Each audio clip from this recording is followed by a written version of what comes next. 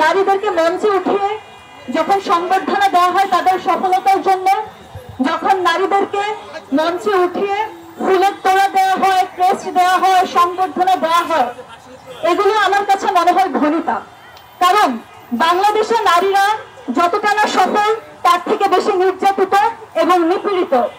দু চারজনের সফলতার গল্প শুনিয়ে হাজারো হাজারো নারীর নির্যাতনের, নিপীড়নের গল্পকে আমরা পিছিয়ে রাখি, নির্যাতনের গল্পকে আমরা সামনে আসতে দিই না। আপনারা জানেন বিগত কয়েক মাসে বাংলাদেশে নারীর প্রতি সহিংসতা বেড়েই চলছে। নারীরা পারিবারিক সহিংসতার শিকার হচ্ছে, নারীরা নানাভাবে নির্যাতিত হচ্ছে, নিপীড়িত হচ্ছে, এমনকি জঘন্য অপরাধ ধর্ষণের শিকার হচ্ছে।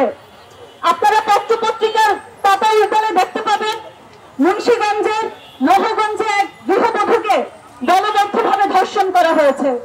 আপনারা দেখতে পাবেন পটুয়াখালীতে 10ম শ্রেণীর এক ছাত্রীকে বাসা থেকে তুলে নিয়ে ধর্ষণ করা হয়েছে। আপনারা এও দেখতে পাবেন কিশোরগঞ্জে 7ম শ্রেণীর এক শিক্ষার্থীকে ধর্ষণ করার চেষ্টা করা হয়েছে।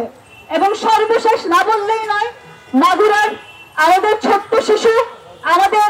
ছোট্ট শিশুর প্রাণ, আমাদের আসিয়া, 7 বছরের আসিয়া, সেও বাংলাদেশের এই নরপিচাসের হাত থেকে রক্ষা পায়নি, তাকেও ধর্ষিত হতে হয়েছে এবং সে ঢাকা মেডিকেলে তার জীবন নিয়ে এখন আশঙ্কাজনক অবস্থাতে আছে। আমি একটা কথাই বলবো, জুলাই আগস্টে আপনারা দেখেছেন, আমরা দেখেছি, নারীদেরকে আপনারা অনুপ্রাণিত করেছেন, নারীদেরকে আপনারা সম্মুখ সারিতে আসার জন্য উদ্বুদ্ধ করেছেন, কিন্তু 5ই আগস্টের পরবর্তী সময়ে আমরা দেখতে পাচ্ছি আপনারা নারীদেরকে পিছিয়ে রাখছেন, নারীদের নিরাপত্তা আপনারা নিশ্চিত করতে পারছেন না। বাংলাদেশ নামক যে রাষ্ট্রে আমরা বসবাস করি, এই রাষ্ট্রকে একটা অথর্ব রাষ্ট্রে পরিণত করেছে এদেশের আইন প্রশাসন, আইন শৃঙ্খলা বাহিনী, এদেশের স্বরাষ্ট্র উপদেষ্টা। আমরা জানি ইসলামিক বিধানে আছে, ইসলামিক আইনে আছে, যদি কোনো নারী কিংবা কোনো শিশু পুরুষ কর্তৃক ধর্ষণের শিকার হয় তাহলে তাকে জনসম্মুখে পাথর নিক্ষেপ করে হত্যা করতে হবে।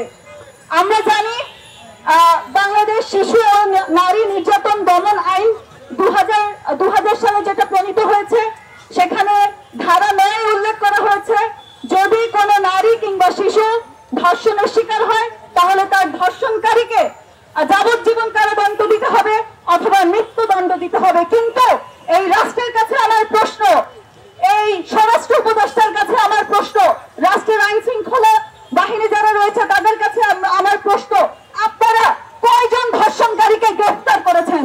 যখন একটা ধর্ষণের ঘটনা ঘটে, আমরা ধর্ষণকারীকে দেখতে পাই, যাকে ধর্ষণ করা হয়েছে, যে ধর্ষিতা তাকে আমরা দেখতে পাই, কিন্তু যে ধর্ষণ করেছে তাকে গ্রেফতার হতে আমরা দেখি না।